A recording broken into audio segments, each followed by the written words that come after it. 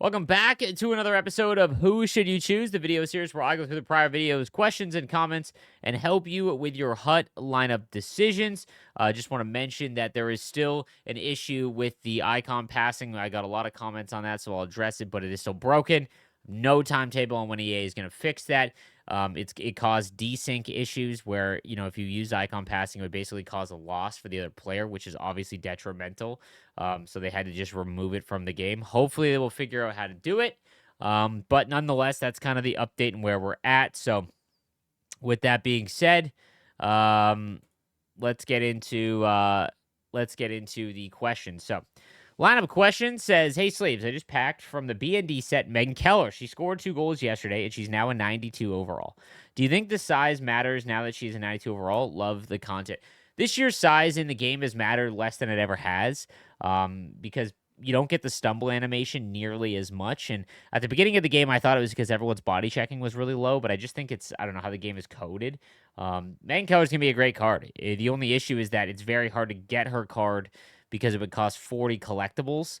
She will go up to a 92 overall during this event, but that being said, there's no objectives or anything that can lower the cost. So if you have enough to make her, I would probably recommend it. I think that you're going to be fine regardless of her size. I mean, Quinn Hughes isn't very big at all either. So, and she's already up to 92 overall. There is a possibility though, I believe.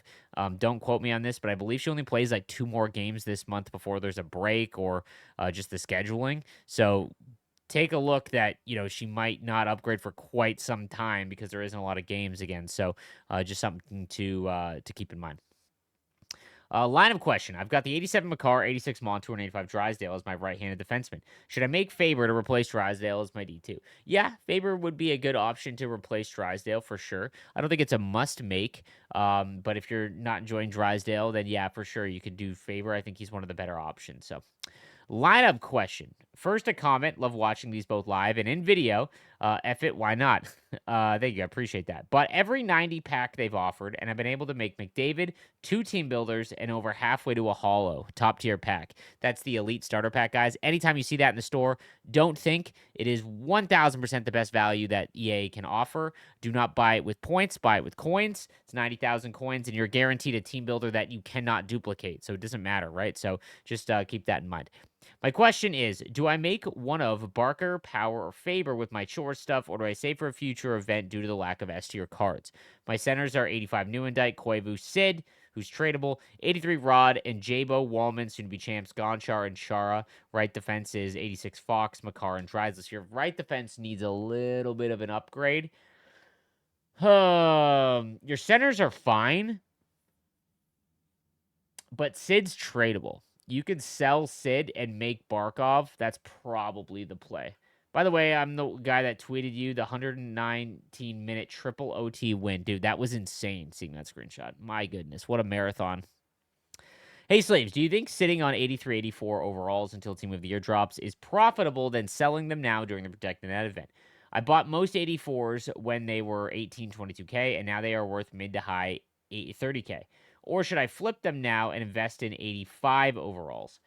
85 overalls are going for very cheap. However, I don't know if 85s will be required for Team of the Year. They might, because it's almost 2 months away, or it's a month and a half away. Like, so Team of the Year coming out in the end of January means that it'll be higher overalls. Oof. 85s would be safer, I'll be honest with you. But again, don't forget that, like, everything's been so different this year. It wouldn't surprise me if they find a workaround to allow you to not just save everything for Team of the Year. Lineup question. My right-handed defense is Makar, Fox, and Drysdale. I do not have any two-way defensemen. Do I make Faber to improve my defense and to have a two-way defenseman for Hedman synergy when I get him? I wouldn't worry about synergies, but you definitely have a very small defense on the right side. So making Faber would help a little bit because he's got shutdown, I believe. He's not terribly big either, but it would help out a little bit. And you could go Montour as well. I'd have to know your far. If you're loaded at center, then yeah. But if you need a centerman, I'd probably go Barkov. What would you think if they did Team of the Year like they did the fantasy hockey event? Every team gets a card. The MSPs could be one player from each position, with week 1 being the NHL and week 2 being the PWHL. The base event cards also upgrade like MSPs, with the upgrades seemingly being random. I think this might help make the event even more interesting. I'll be honest with you, man. The team of the year is a marketing event, so it does not operate within the construct of how Hut normally does. It is the content team doesn't have any flexibility really on team of the year, in my opinion. Because if they don't, they can make some choices where like Heiskanen and Kachuk, maybe they have some say over that. But the way that team of the year works, like marketing has to sign off on it. So, every team would be a little bit much, I think. I can't like I like the way that it is. 3 forwards, 2 defensemen, and a goalie. I'll be honest with you. I do like that the way that it is. Lineup question. I pulled a tradable team of the week, Bedard. He only makes my bottom 6 and probably on the 4th line. But is it better to sell him now or sell him in the future? Or trade him in a future team of the week set that would have a minimum of 85 plus being used? Interesting. That won't happen until what? We're on 83s right now? Right? We're on 83s right now? That would be 2 months away. I'd probably just sell him. The icon passing thing should be something they work 24/7 to fix, but they won't. I agree. Like again, they have to take resources now from developing NHL 26 and try and fix this. And part of me thinks they're just going to revert back to the old patch. I don't know. It sucks, man, when issues like this happen. Because it drastically changes the way that we play now. Just tough all the way around. I was 4 X factors away from my last captain. Got 1 I needed and 3 I didn't. Should I re-roll those 3 or wait until the next set comes out? Yeah, you want to go ahead and do it now. Because there's no guarantee that season 1 X factors can go into the series 2 ones whenever those come out. There's no guarantee of that. You could wait if you're way far off of McDavid, but hey, so there's lineup question. My lineup is Recchi, Hintz, Naslund. I won't read it all verbatim, but I'm mostly a casual player that plays online. The only online I really play is Wildcard, but here recently I've been thinking about playing Rivals. My question is, I can make 2 of the Protect the Net players for free with the resources I have. Who should I go with? I was thinking of Power and Mitch. Thanks in advance. So your centermen are Hintz, Rod, Sagan. Sorry, I read this wrong. Crosby, Rod, Thornton, Giroux. Barkov 100%. You need an elite center, and he immediately becomes your number 1 center. So I would go with Barkov for sure, and maybe even Aho, so that you've got an unreal 1-2 punch, and that pushes Rod down, and then Thornton, who unfortunately his skating is just not really usable. So I would probably go Aho and Barkov, to be honest with you, just so that you can start winning faceoffs. Mitch is a good option. You need help everywhere, I'll be honest with you. So but that being said, I'd probably go with those 2 centermen. Little bit of a rant, but how does being in the main screen or switching to sets or single player so laggy and slow? It was a big issue of mine last year, and I'm just not understanding how they improve it. As well, I cannot auto send cards into sets anymore as it says no item found, but when I go there, it's there. I'm not understanding how this is still an issue. Maybe I'm just complaining, but it drives me crazy how this still isn't fixed. Dude, like I said, man, we've talked a lot about it. I bring it up all the time. The spaghetti code issue, where it's just NHL 15 came, they went to a new system. The foundation of the code was there, and they just piled it on for a decade. And now, when they fix something, and they're like, "Okay, we got an improvement, a fix," it breaks 2 more things, and it's absolutely infuriating for the player base. And I'll be honest with you, I don't think that they deem the multi-select not working as something that needs massive resources invested in, because you might lose think of it like this. Let's say there's 10 gameplay developers or developers in general that work on the next game, okay? To fix multi-select, you might take 2 weeks of a development time for next year's game to fix the multi-select in this year's game, and they just might not deem it as valuable, which sucks for the player base because it's an absolute disaster. I can't stand it, and the quality of life has hit like a all-time low, especially with how laggy the menus are. So the one thing that's interesting is that I know that there was the reason why there were so many stats that weren't saved or even leaderboards was simply because of a server issue and the data required to actually save all of that data. Think of when you play a game, right? To save all of the stats for a leaderboard, it requires that data to be saved. You play 20,000 games. The data on the server is quite heavy, and they just didn't have enough room. It looks like they've invested more in server data, simply because they track everything. They can track all those stats now in the leaderboards. That being said, um, they need to address the fundamental issues of the menu system. They changed the menu system a little bit, but I don't know if it's possible without tearing it down and then rebuilding it because it's just so sluggish now. And it has been the same format since, I don't know, NHL 15, 16. It's just a disaster, right? Like, and it needs to be an upgrade, but I would hazard a guess that it would be like, it would take a month of dev time to do it. I think that's the issue. So it's been 6 years and we still can't swap out our backup goalie in online play. This was also disabled due to a desync glitch at the time. He's 100% correct. The reason why in Hockey Ultimate Team and in Versus, I believe, that you can't put your backup goalie into the game is simply because there used to be a way to desync the game and give your opponent the loss. They couldn't figure out the way to fix it because of all the things it would break when they went to go fix it. So they just left it in the game and just took it away. It's a band-aid. That was that was like NHL 18, I think, maybe even 17. So that stuff's a mess, man. And so now that we've got this issue with the icon passing, like I don't know. I said that I would hazard a guess that at minimum would be a month, unless they just completely revert back the patch to before. But I don't know if they would do that. So I could see it being as early as a month, as late as NHL 26, if I'm being honest with you. So it's tough. They did tweet out that they know and they're looking at it. So they might be able, it looks like it's a priority for them. So that is something to keep in mind. JK says, the passing is ridiculous. This is the most liked comment, by the way. The passing is ridiculous. Last year, I only used it on the breakout. This year, since the passing has been so horrible, I switched to icon passing all the time. My brain will not process the passing mechanics with it gone. My fingers do not know what to do. The game is currently unplayable for me. It looks like it's time for some NCAA until this is fixed. It's funny because I did not realize how much I also relied on it, and it really started this year, but it's the breakout for me. Like, I would hold down right trigger so all the icons would pop up so I could at least see where my guys are a little bit clearer. And with that being gone, it makes that a little bit more difficult. I didn't really use the passing, but when you cook a pass by holding down one of the buttons when you're icon passing, it would auto sauce as well. And maybe that's a little overpowered, I'll be honest with you.